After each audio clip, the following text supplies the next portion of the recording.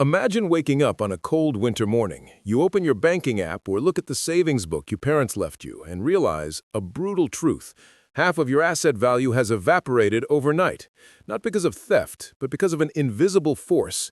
Inflation, a stock market crash, or a misguided policy decision from people sitting in ivory towers thousands of miles away. What do you feel? Fear? Certainly.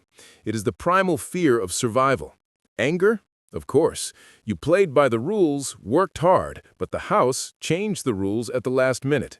This is the feeling of righteous anger that millions have felt during financial crises. But more than anything, it is helplessness. We often feel like tiny boats in a roaring economic ocean. But what if I told you that this chaos isn't entirely random? That there was a man with a gentle smile and a brilliant mind who spent his life proving that we can tame risk, or at least stop it from swallowing our lives whole. Have you ever wondered, why does money seem to walk away on its own? And is there a formula to make it stay? We are not talking about a flashy Wall Street speculator. We are talking about James Tobin, the winner of the 1981 Nobel Prize in Economics. James Tobin isn't a name you see on sensational headlines today, but his influence seeps into every financial decision you make, from buying insurance and depositing savings to how governments tax massive currency transactions. He represents a rare conscience in the cold world of economics, a man who believed economics serves not numbers, but people. He won the Nobel in 1981, a critically sensitive moment in history. The world was shaking. Inflation in the US and Europe was skyrocketing. Unemployment was rampant. Old theories seemed powerless. People were terrified. In this chaos, the Nobel Committee awarded Tobin for his analysis of financial markets and their relations to expenditure, employment, production, and prices. But behind that academic language lies a powerful message of validation for our anxiety. Markets are not perfect, and humans are not emotionless, calculating machines. But how could a university professor understand the pain of a lost job or the worry of a retiree? The answer lies in the heart of a true Keynesian. Before diving into Tobin's intellect, let's pull back a small curtain of secrecy to make you feel intellectually superior. Did you know that there was actually no Nobel Prize in economics in Alfred Nobel's original will? The award James Tobin received is officially titled the Sverige Riksbank Prize in Economic Sciences in memory of Alfred Nobel. It was a late addition, born in 1968, while the other Nobels date back to the early 20th century. Why is this detail important? Because it shows that economics is a young and controversial science. It tries to apply the precision of mathematics, like physics, to the chaos of human behavior, like psychology. And James Tobin was the master standing on that fragile line. He used advanced mathematics not to show off, but to solve very human problems. How to get a job. How to stop inflation from eating away wages. When Tobin accepted the award in 1981, the world was witnessing the rise of neoliberalism with Ronald Reagan and Margaret Thatcher. They believed government is the problem, but Tobin, an old soldier of the Keynesian school, bravely stood against the wind. He believed that financial markets, if left completely free, would act like a wild beast, destroying the real economy, where you and I work. He was the voice of conscience, warning us about impending financial bubbles, about unchecked greed. Ironically, his warnings in 1981 became chillingly accurate during the 2008 financial crisis. Are you betting your future on a market whose rules of operation you don't even understand? Be careful, for ignorance is the most expensive price to pay. James Tobin was not the type of bookworm hiding in a lab. He served as an economic advisor to President John F. Kennedy. He was the man who once told Kennedy, "Mr. President, the task of economics is to help people have food, clothing, and a decent job, not to beautify financial reports." Tobin's personality was a blend of a mathematician's sharpness and a social activist's compassion. He hated extremism.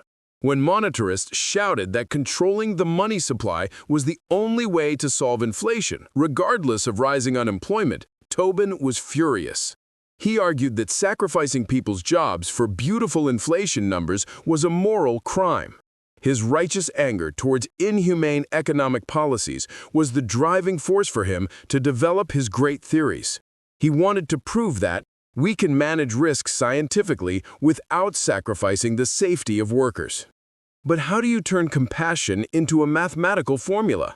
James Tobin did it with a famous saying that perhaps even your grandmother knows, even if she never studied economics. The phrase I alluded to is, "Don't put all your eggs in one basket." Sounds laughably simple, doesn't it? You might ask yourself, why would a Yale professor be awarded a Nobel Prize just for repeating a housewife's advice? Here is the moment of intellectual superiority you need to grasp. Before James Tobin, classical economists viewed investors as machines that only knew how to maximize profit. They assumed that if stock A offered a 20% return and stock B offered 10%, everyone would flock to A. Tobin saw a deeper truth about human nature that previous models had ignored: fear. He realized that humans don't just want to get rich, they also want to sleep well at night. He quantified this fear into a mathematical variable called risk. His Nobel-winning work, Portfolio Selection Theory, proves that an intelligent investor does not seek the highest profit at all costs. They seek an optimal balance between greed, expected return, and fear, acceptable risk. You don't buy insurance because you want to get rich. You buy it because you're afraid of losing everything. Tobin was the first to introduce this psychological life buoy into the economic equation. Imagine you're at a buffet. Lobster, tech stocks, delicious but high risk, high chance of allergies or running out quickly. Plain rice, government bonds, bland, low nutrition but filling and always available. Tobin taught us that the perfect meal isn't just eating lobster. You'll get gout or go bankrupt if the market crashes. Nor is it just eating plain rice. You'll starve due to inflation. The magic lies in the combination. Using mathematics, Tobin proved that when you combine assets with opposing characteristics, for instance, when it rains, the umbrella seller gains, the ice cream seller loses. You can maintain your return level while reducing risk to its absolute minimum. This is where a sense of fatalism sets in. You cannot consistently beat the market without taking risks, but thanks to Tobin, you know that you can control your vulnerability. He didn't teach you how to become a billionaire overnight, he taught you how not to become destitute after a storm. This is the most fascinating part of Tobin's thinking, a gift that frees us from the pressure of being financial experts.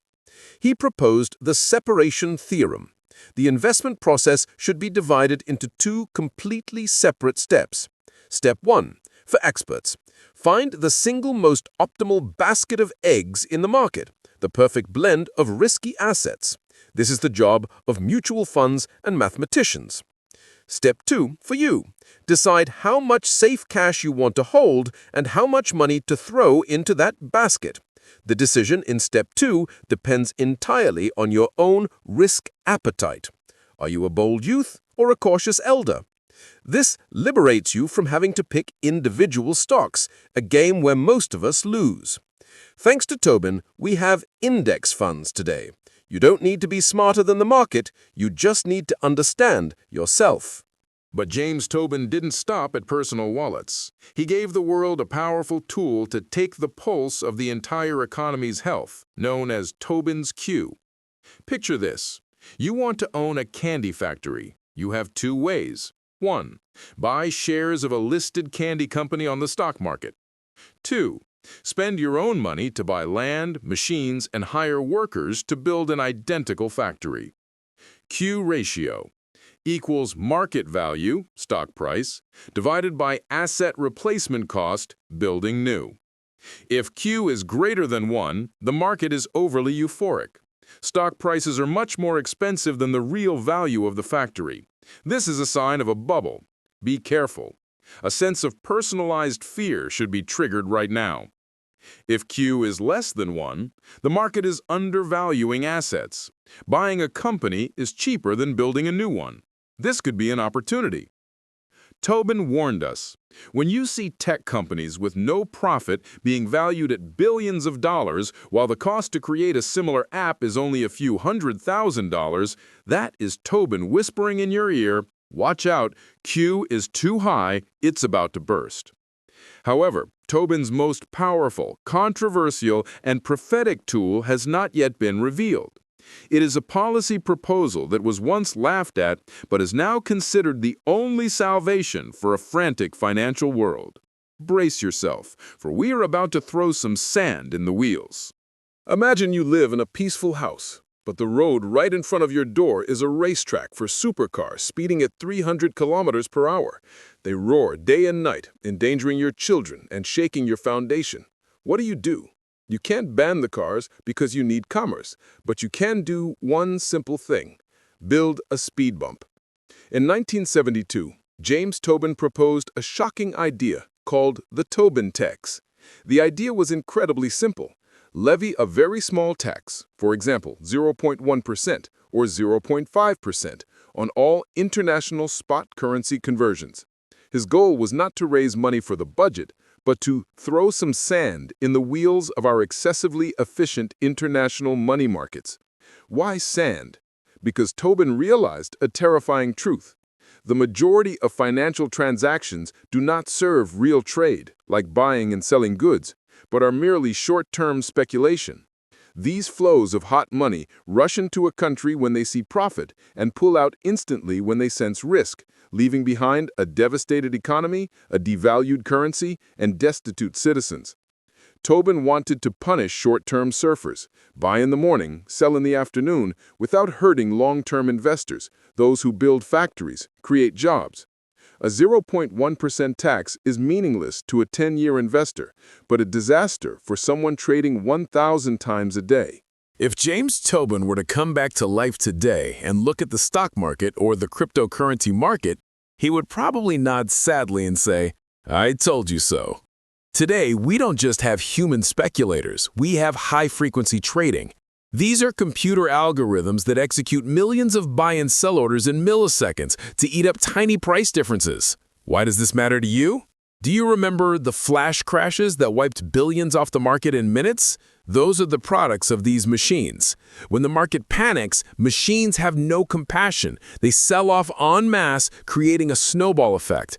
The Tobin tax idea has now evolved into the financial transaction tax. It is the voice of righteous anger against the fact that the virtual economy is detaching too far from real value. Why should a virtual transaction making millions in a split second be taxed less, or not at all, than you selling a loaf of bread? Tobin foresaw this scenario in the 70s. He wanted the market to slow down. He wanted investors to think twice before placing an order, not react like robots. Of course, Wall Street hates Tobin. They call the Tobin tax a bogeyman, hindering the freedom of capital flow.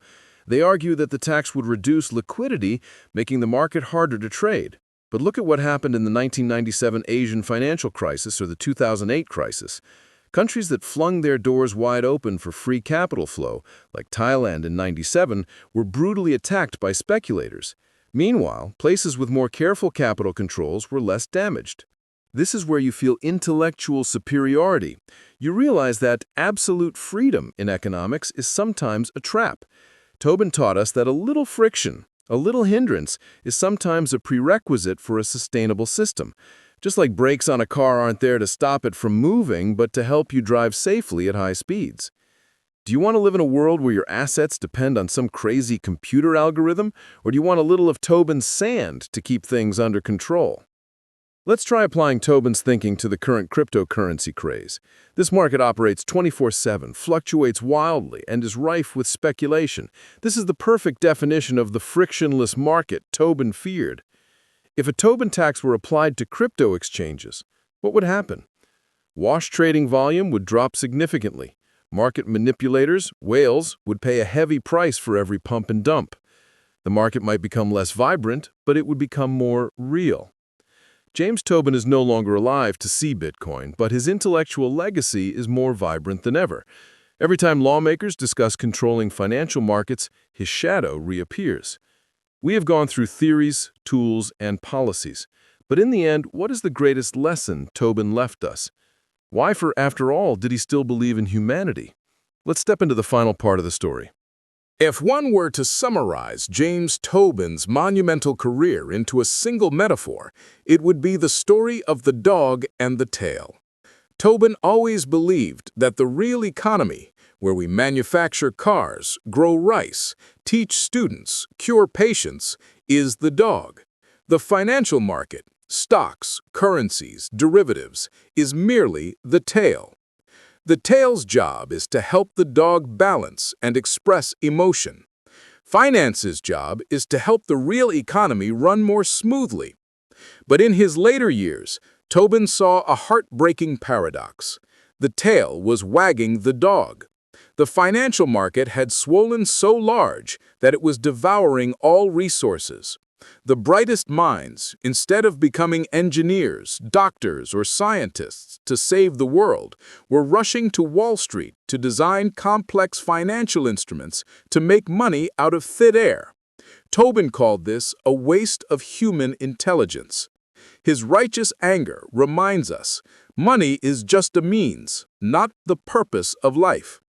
When society glorifies speculators over honest workers, society is heading toward an abyss. There is a wonderful anecdote about Tobin that shows just how steadfast he was. In the 1960s, he served as an advisor to President Kennedy, but during the era of President Ronald Reagan, who pursued policies of tax cuts for the rich and welfare cuts, Tobin was approached. Even though Reagan wanted the prestige of a Nobel laureate on his team, Tobin flatly refused. He publicly stated that he was an unreconstructed Keynesian.